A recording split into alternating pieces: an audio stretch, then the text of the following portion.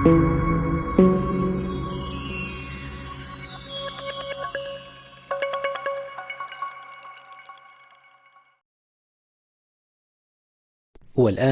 مع تلاوة عطرة للقارئ الشيخ عبد الرزاق الدليمي. أعوذ بالله من الشيطان الرجيم.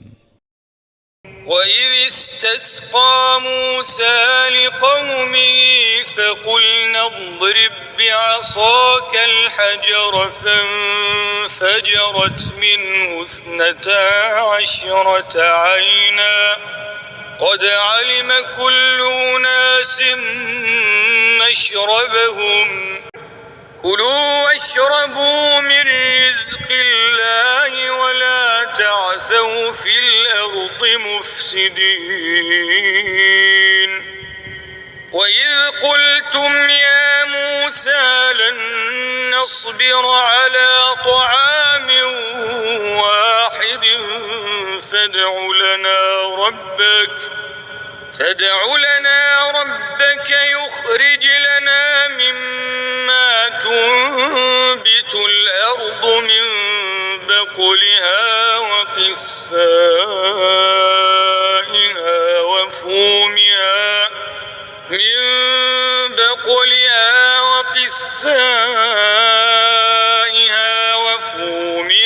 وعدسها وبصلها قال أتستبدلون الذي هو أدنى بالذي هو خير اهبطوا مصرا فإن لكم ما سألتم وضربت عليهم الذلة والمسكنة وباءوا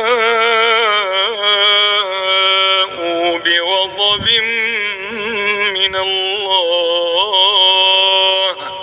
ذلك بأنهم كانوا يكفرون بآيات الله ويقتلون النبيين بغير الحق ذلك بما عصوا وكانوا يعتدون. إن الذين آمنوا والذين هادوا والنصارى والصابين من آمن بالله واليوم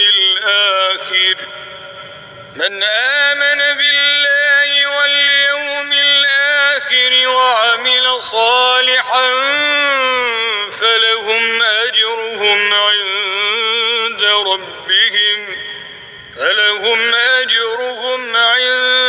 ربهم ولا خوف عليهم ولا هم يحزنون. وإذ أخذنا ميثاقكم ورفعنا فوقكم الطور خذوا ما آتيناكم بقوة واذكروا ما فيه لعلكم تتقون. ثم توليتم من بعد ذلك فلولا فضل الله عليكم ورحمته لكنتم من الخاسرين. ولقد علمتم الذين اعتدوا منكم في السبت فقلنا لهم كونوا قردة خاسئين فجعلناها نكالا لما بين يديها وما خلفها وموعظة للمتقين. وإذ قال موسى لقومه إن الله يأمركم أن تذبحوا بقرة قالوا أتتخذنا هزوا قال أعوذ بالله أن أكون من الجاهلين.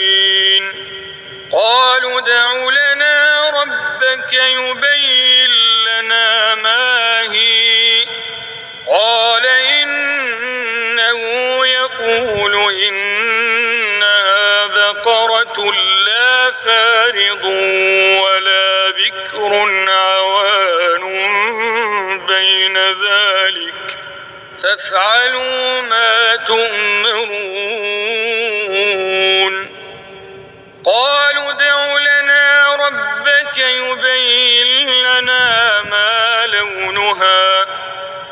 قال إنه يقول إنها بقرة صفراء فاقع لونها تسر الناظرين. قالوا ادع لنا ربك يبين لنا ما هي إن البقرة شابه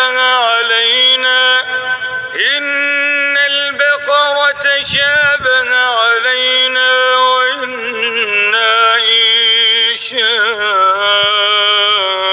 الله لمهتدون. قال إنه يقول إنها بقرة لا ذلول تثير الأرض ولا تسقي الحرث مسلمة لا شية فيها.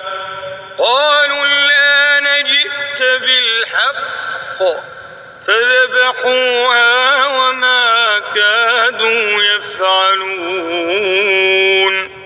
وإذ قتلتم نفسا فادارأتم فيها والله مخرج ما كنتم تكتمون.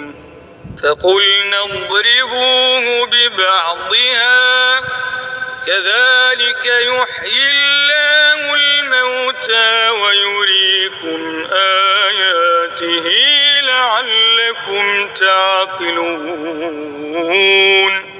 ثم قست قلوبكم من بعد ذلك فهي كالحجارة أو أشد قسوة.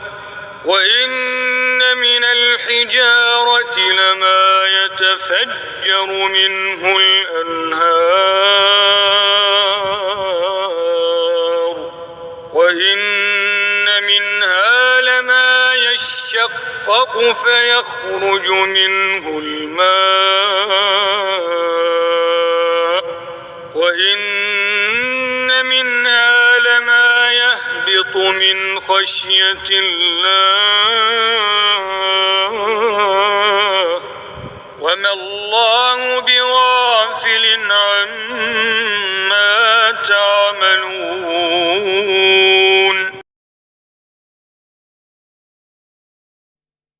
كنا مع تلاوة مباركة للقارئ الشيخ عبد الرزاق الدليمي.